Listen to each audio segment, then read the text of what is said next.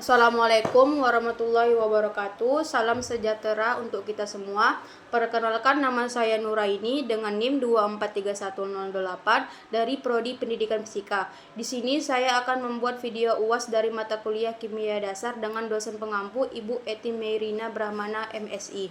Soal yang pertama, jelaskan pengertian asam basa menurut Arrhenius, Bronsted-Lore, dan Lewis serta contohnya. Nah, yang pertama ada Arrhenius. Menurut Arrhenius, asam adalah zat yang apabila dilarutkan di dalam air, maka air akan menghasilkan ion hidronium H+. Contohnya, ketika asam klorida atau HCl serta asam asetat atau CH3COOH dilarutkan. Sedangkan basa yaitu zat yang jika dilarutkan dalam air maka akan menghasilkan ion hidroksida OH-. Contohnya adalah ketika natrium hidroksida atau NaOH serta amonium hidroksida atau NH4OH dilarutkan, maka akan terjadi persamaan reaksi pada larutan tersebut. Yang kedua ada Bronsted-Lowry. Menurut Bronsted-Lowry, asam merupakan senyawa yang mampu memberikan proton H+ pada senyawa lain dan disebut sebagai donor proton. Sedangkan basa merupakan senyawa yang menjadi penerima dari proton H+ dari senyawa lainnya dan disebut pula sebagai akseptor proton. Contohnya ketika asam klorida dilarutkan dalam air, maka asam klorida yang larut dengan sempurna pun maka menghasilkan ion yang baru, tetapi tentu akan terjadi hal yang berbeda. Reaksi yang terjadi ketika HCl dilarutkan dalam air pun disebabkan karena adanya molekul air yang menarik satu proton milik HCl, sehingga HCl memiliki peran sebagai senyawa asam serta air sebagai senyawa basa sekaligus. Yang ketiga ada Lewis. Asam merupakan sebuah molekul atau ion yang dapat menerima pasangan elektron, sedangkan basa merupakan sebuah molekul atau ion yang mampu memberikan pasangan elektronnya. Soal yang kedua, jelaskan pengertian larutan. Larutan adalah campuran homogen yang terdiri dari dua zat atau lebih zat yang jumlahnya lebih sedikit dalam larutan disebut zat larut atau solut. Sedangkan zat yang jumlahnya lebih banyak daripada zat-zat lain dalam larutan disebut pelarut atau solvent. Soal nomor 3. Jelaskan masing-masing satu contoh soal perhitungan untuk menghitung mol, molaritas, normalitas, dan fraksi mol. Yang pertama, molaritas. Contoh soalnya, diketahui suatu larutan 500 ml mengandung 0,730 mol. Berapa molaritas larutan tersebut? Jawabannya, di sini kita menggunakan rumus lambangnya M besar sama dengan mol zat terlarut per liter larutan. Maksudnya dibagi liter larutan. Mol zat terlarutnya tadi 0,730 mol diturunkan ke sini. Kemudian dibagi liter larutannya tadi 500 ml diubah menjadi liter menjadi 0,500 liter. Hasilnya 1,46 mol per liter. Selanjutnya molalitas. Contoh soalnya, setiap larutan mengandung 0,5 mol garam dapur NaCl yang dilarutkan dalam 22 kilo udara. Tentukan molalitas larutan tersebut. Di sini molalitas dilambangkan dengan M kecil. Rumusnya jumlah mol zat terlarut per massa pelarut. Sama dengan jumlah mol zat terlarut di sini ada 0,5 mol. Diturunkan, kemudian massa pelarutnya 2 kg. Diturunkan, terus dihasilkan 0,5 dibagi 2 sama dengan hasilnya 0,25 mol per kilogram. Selanjutnya normalitas. Soalnya hitunglah normalitas larutan yang dibuat dengan melarutkan 2,90 gram ke dalam 500 ml air. Di sini sudah diketahui MR-nya sama dengan 58 gram per mol dan BJ airnya sama dengan 1 kg per liter. Nah, normalitas itu N sama dengan mol dikali valensi. Di sini MgOH2 diionisasikan menjadi Mg2+ ditambah 2OH-. Kemudian divalensikan sama dengan jumlah ion OH- sama dengan 2. Tadi kan sudah dapat molnya itu, molnya 0,1 dikali valensi 2. 0,1 dikali 2 sama dengan hasilnya 0,2 N. Soal selanjutnya praksimol. Praksimol suatu larutan metanol CH3OH dalam air adalah 0,5. Konsentrasi metanol dalam larutan ini dinyatakan dalam persen. Berat metanol adalah, contoh soalnya, diketahui AR sama dengan 1, ARC sama dengan 12, ARO sama dengan 16. Rumusnya tuh fraksi terlarut sama dengan mol terlarut per mol pelarut ditambah mol terlarut. Kemudian di sini tadi rumusnya mol fraksi pelarut sama dengan mol pelarut per mol pelarut ditambah mol terlarut. Terus kemudian di sini fraksi terlarutnya sama dengan mol N metanol per M metanol ditambah M air. Kemudian diturunkan, tadi sudah diketahui N metanolnya tuh A per 32 gram per mol. Diturunkan A per 32 gram per mol, kemudian per N metanol juga A 32 gram per mol, diturunkan A 32 gram per mol, ditambah N airnya itu ya B per 18 gram per mol. Kita tambahkan A 32 gram per mol ditambah B per 18 gram per mol. Kemudian fraksi terlarutnya itu 1/2 sama dengan A per 2 per A per 2 ditambah B18. Kemudian dipindah ruaskan, yaitu 2A per 32 sama dengan A per 32 ditambah B per 18. Hasilnya tuh A per 32 sama dengan B per 18, hasilnya A per 16 per 9B. Kemudian di sini massa metanol itu dilambangkan dengan A, massa air itu dilambangkan dengan B. Untuk mencari persennya, metanol sama dengan A per A tambah B dikali 100%. Kemudian tadi di sini hasilnya tadi 16 per 9B. Dipindahkan ke sini, kemudian per A tadi 16 per 9B ditambah B dikali 100. Kemudian diturunkan lagi 16 per 9B per 25 per 9. Karena B-nya itu sama, dicoret saja, kemudian dikalikan 100. Hasilnya itu 16 per 9 dikali 9 per 25 dikali 100, hasilnya 64%. Hal yang nomor 4, jelaskan pengertian termokimia. Termokimia yaitu cabang ilmu kimia yang mempelajari hubungan antara kalor energi panas dengan reaksi kimia serta perubahan energi yang terjadi pada perubahan fisika atau reaksi kimia. Soal yang nomor 5. Jelaskan satu contoh soal perhitungan dalam termokimia. Soalnya, sebanyak 100 gram air, C sama dengan 4,18 Joule per gram derajat Celcius dipanaskan dari suhu 25 derajat Celcius menjadi 75 derajat Celcius. Jadi pertanyaannya, berapa jumlah kalor yang dibutuhkan? Di sini diketahui sama dengan M-nya ini, M sama dengan 100 gram, C-nya 4,18 Joule per gram derajat Celcius. C sama dengan 4,18 Joule per gram derajat Celcius. Kemudian delta T-nya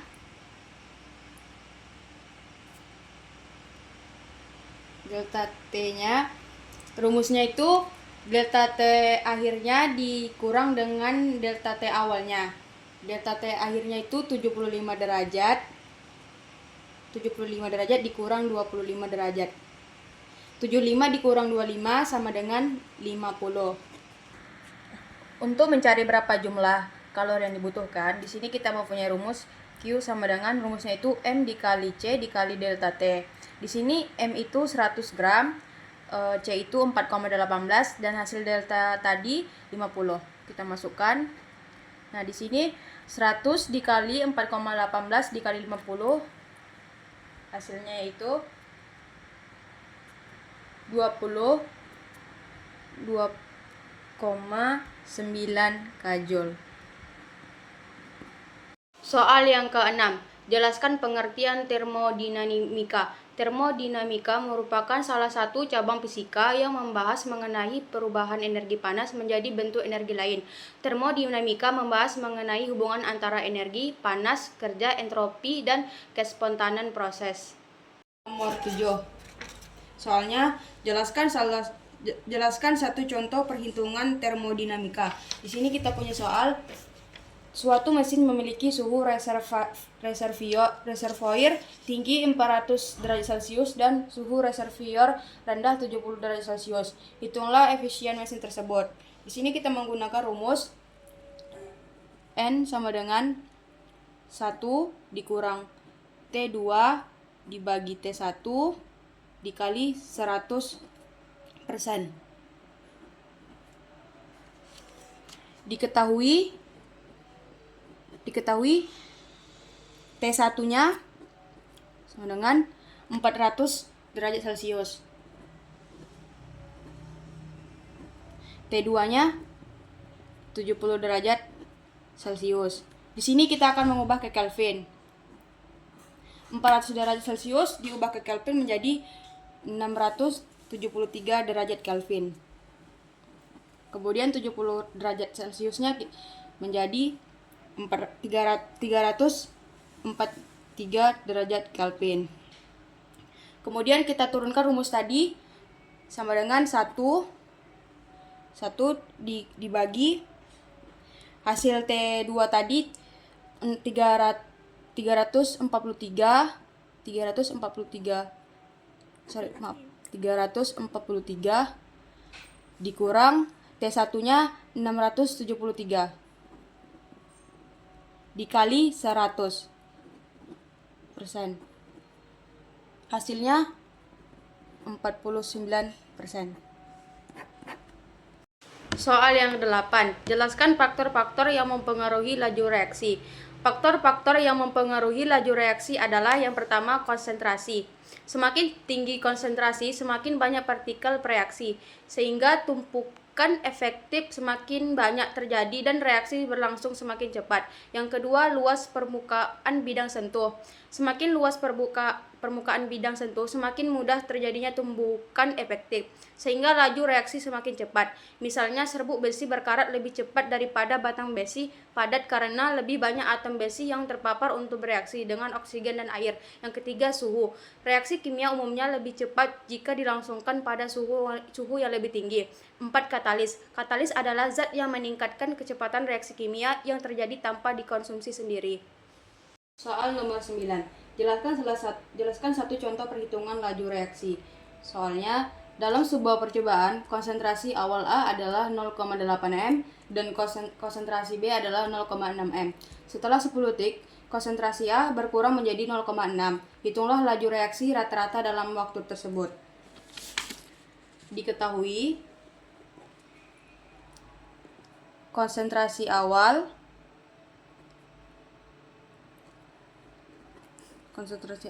itu 0,8. Konsentrasi akhir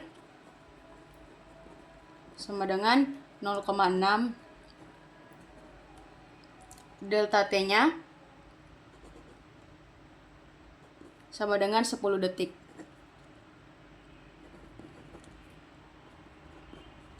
Untuk mengetahui hasil, di sini konsentrasi akhirnya dikurang dengan konsentrasi awalnya.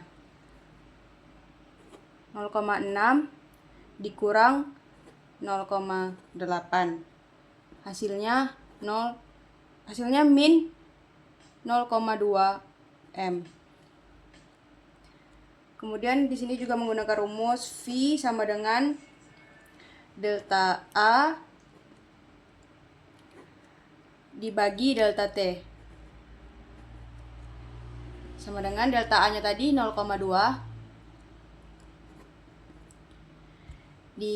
dikurang delta T, dibagi delta T, hasilnya 0,02 m per sekon. Soal yang ke-10. Jelaskan faktor-faktor yang mempengaruhi kesetimbangan kimia. Faktor-faktor yang mempengaruhi kesetimbangan kimia adalah yang pertama, 1. Volume. Jika volume ditambah, kesetimbangan akan bergeser ke reaksi dengan koefisien lebih besar. Sebaliknya, jika volume dikurangi, kesetimbangan akan bergeser ke reaksi dengan koefisien lebih kecil. Yang kedua, tekanan. Jika tekanan diperbesar, kesetimbangan akan bergeser ke koefisien kecil. Ketiga, suhu. Jika suhu dinaikkan, keseimbangan akan bergeser ke arah reaksi endoterm, reaksi yang menyerap panas. Sebaliknya, jika suhu diturunkan, keseimbangan akan bergeser ke arah reaksi eksoterm, reaksi yang melepaskan panas. Keempat, konsentrasi. Jika konsentrasi unsur atau senyawa di salah satu ruas ditambah, keseimbangan akan bergeser ke arah yang berlawanan.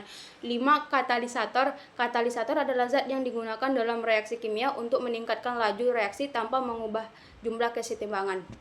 Soal nomor 11. Jelaskan satu contoh perhitungan dalam keseimbangan kimia.